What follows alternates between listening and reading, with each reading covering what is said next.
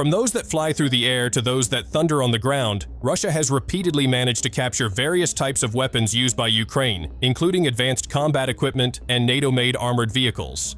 In this episode, we will break down one by one the military technologies considered to be the mainstay of Ukraine and the West, but which have now fallen into Russian hands.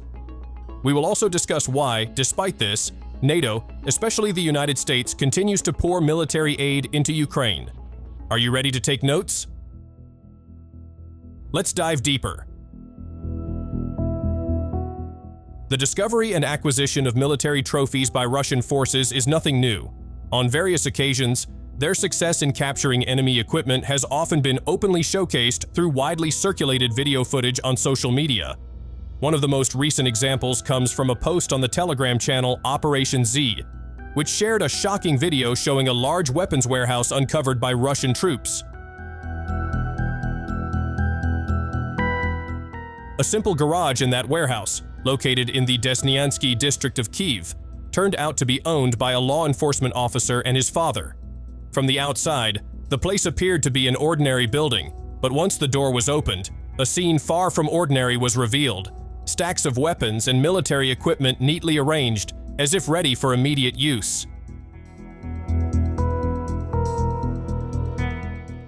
Among the items discovered were more than 35,000 rounds of ammunition, 6 grenade launchers, 6 UAV units, 130 grenades, and 90 VOG fragmentation grenades, which are commonly used in automatic grenade launchers.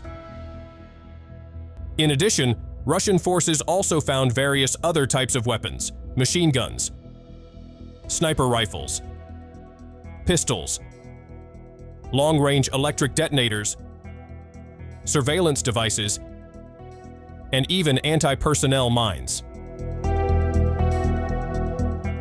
This discovery puts additional pressure on the Ukrainian side. Losing such a large cache of weaponry is clearly not something that can be easily dismissed.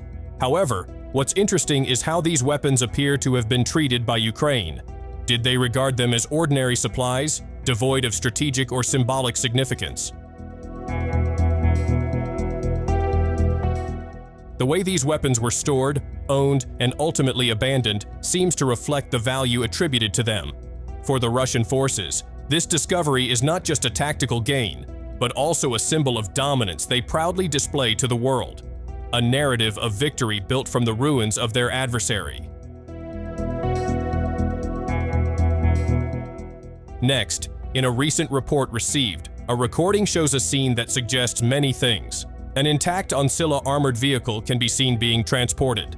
The spoils of the battle in Kursk are now in Russian hands, seized from its previous owner, who apparently was too careless and lost this valuable asset.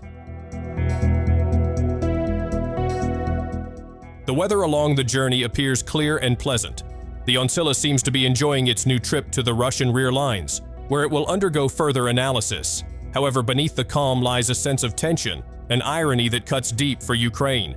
The Onsilla is far from home, taken from those who were meant to maintain and rely on it as a tool of defense.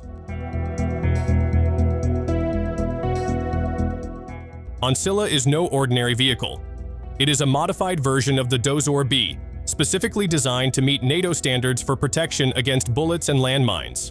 The vehicle is manufactured by Mista, a Polish company that was previously not well known. Despite its small size, Mista has delivered more than 100 units of the Onsilla 4x4 to Ukraine, with the hope that its high mobility and off-road capability could provide a real advantage on the battlefield. However, hope does not always align with reality. Among Ukrainian troops themselves, doubts have begun to emerge. Can the Onsilla truly strengthen their defensive lines? The capture of military vehicles is not a new occurrence in the conflict in Ukraine. One of the latest incidents drawing attention involves the infantry fighting vehicle Bradley M2A20DSSA, an American-made combat vehicle reportedly fallen into Russian hands. Based on widely circulated footage online, the vehicle is now seen being used by Russia's 155th Naval Infantry Brigade. This is not the first time Bradley has ended up on the opposing side. Similar incidents have happened repeatedly throughout the conflict. The Bradley was initially sent to Ukraine as part of Western military aid, expected to bolster Ukrainian forces on the battlefield. Equipped with a 25mm M242 Bushmaster chain gun, tow missile launchers, and layered armored protection systems, the vehicle was designed to deliver formidable combat capabilities. However, the reality on the front lines has proven to be far harsher than anticipated when the vehicle first arrived in Ukraine. In practice, the Bradley has often become an easy target for Russian FPV drones, cheap yet deadly unmanned aerial vehicles that have now become a mainstay of modern warfare. These drones are equipped with explosives and guided with precision to strike high-value targets like the Bradley. This is where advanced Western technology clashes with far more affordable, locally developed battlefield innovations. It's not just about vehicles and combat tactics. This conflict also involves much larger geopolitical interests. Many of Ukraine's assets, both domestic and those from foreign aid, have turned into trophies of war. However, rather than discouraging support, this has actually led to continued aid flowing into Kyiv from Western countries, particularly the United States.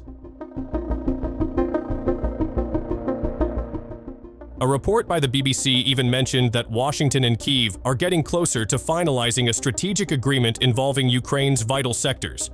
Leaked information suggests that the deal includes control over energy infrastructure, including Ukraine's oil, gas, and strategic minerals.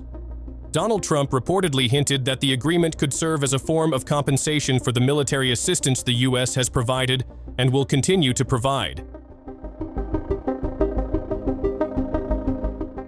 From this agreement arises a promise of security, a promise that, in theory, will protect Ukraine in the future. However, it seems that all of this is making the road toward the peace the world hopes for feel increasingly complicated and full of vested interests. That's all the news for today, and thanks for watching.